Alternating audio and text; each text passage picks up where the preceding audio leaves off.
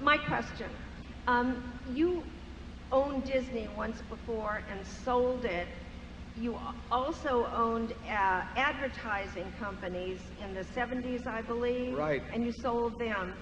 Could we have some insight into your thinking as to why you sold them? I'm not sure I want to give you any insight into that thinking. Well, we'll start off with the fact that when I was 11, I bought some city service preferred at 38 and it went to 200, but I sold at 40. So grabbing my $2 a share of profit. So everything we've ever sold has gone up subsequently, but some of them have gone up more painfully subsequently than others. And certainly the Disney sale in the 60s was a huge mistake. I should have been buying. I forget about holding. And that's happened many times. I mean,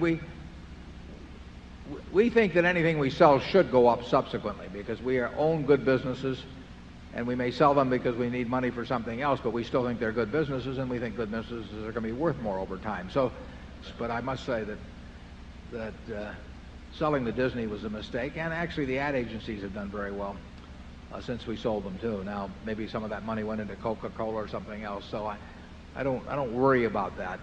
I would worry, frankly, if I sold a bunch of things right at the top, because that would indicate that in effect I was practicing the bigger fool type approach to investing, and I don't think that can be practiced successfully over time.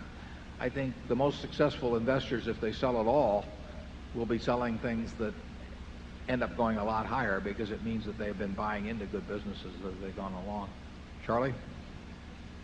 Well, I'm glad that the questioner brought this touch of humility because it is really useful to be reminded of your errors. I mean, and I think we're pretty good at that. I mean, we kind of mentally rub our own noses in our own mistakes. And that is a very good mental habit. Warren can tell you the exact number of cents per share that he sold at and compare it with the current price. It actually hurts him.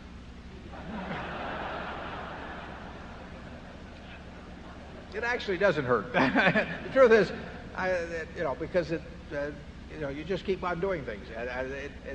But it is instructive to do postmortems on everything, and say, as long as you don't get carried away with it. But every acquisition decision, that kind of thing, there should be postmortems done. Most companies don't like to do postmortems on their capital expenditures.